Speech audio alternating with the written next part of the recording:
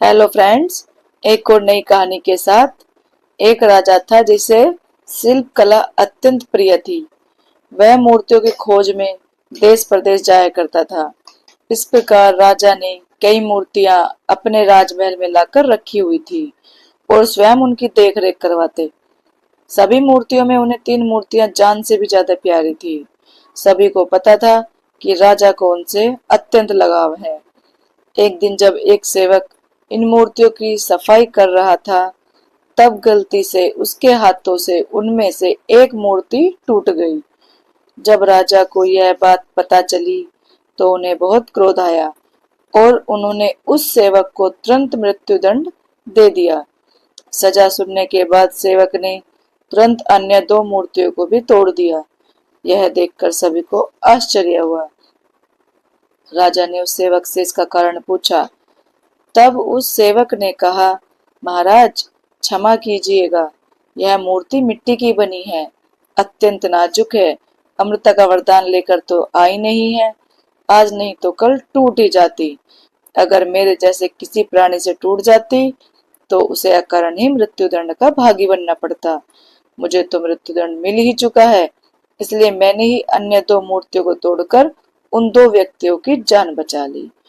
यह सुनकर राजा की आंखें खुली की खुली रह गईं।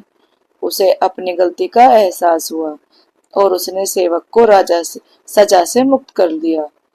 सेवक ने उन्हें सांसों का मूल्य सिखाया, साथ ही सिखाया कि न्यायाधीश के आसन पर बैठकर अपने निजी प्रेम के चलते छोटे से अपराध के लिए मृत्यु दंड देना उसे आसन का अपमान है। एक उच्च आसन पर बैठकर हमेशा उसका आदर करना चाहिए। राजा हो या कोई भी, अगर उसे न्याय करने के लिए चुना गया है तो उसे न्याय के महत्व को समझना चाहिए। मूर्ति से राजा को प्रेम था, लेकिन उसके लिए सेवक को मृत्युदंड देना न्याय के विरुद्ध था। न्याय की कुर्सी पर बैठकर किसी को भी अपनी भावनाओं से दूर हटकर फैसला देना चाहिए। राजा को समझ आ गया कि मुझसे कई गुना अच्छा तो वह सेवक है जिसने मृत्यु के इतने समीप होते हुए भी परहित का सोचा। राजा ने सेवक से पूछा कि अकारण मृत्यु को सामने पाकर भी तुमने ईश्वर को नहीं कोसा, तुम निडर रहे। इस संयम, समस्व भाव तथा दूरदृष्टि के गुणों के वहन की युक्ति क्या है? सेवक ने बताया कि आपके यहाँ काम करने से पहले मैं एक अमीर सेठ के यहाँ नौकर था। मेरा सेठ मुझसे तो बहुत खुश था, लेकिन जब भी कोई कटु अनुभव होता तो वह ईश्वर को बहुत गालियां देता था।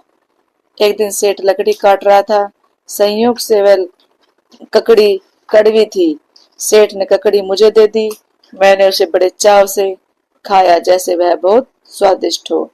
सेठ ने पूछा, ककड़ी तो बहुत कड़वी थी, भला तुम ऐसे कैसे खा गई? तो सेठ ने कहा, तो मैंने कहा, सेठ जी आप मेरे मालिक हैं, रोज स्वादिष्ट भोजन देते हैं, अगर एक दिन कुछ कड़वा भी दे दिए तो उसे स्वीकार करने में क्या हर्ज है?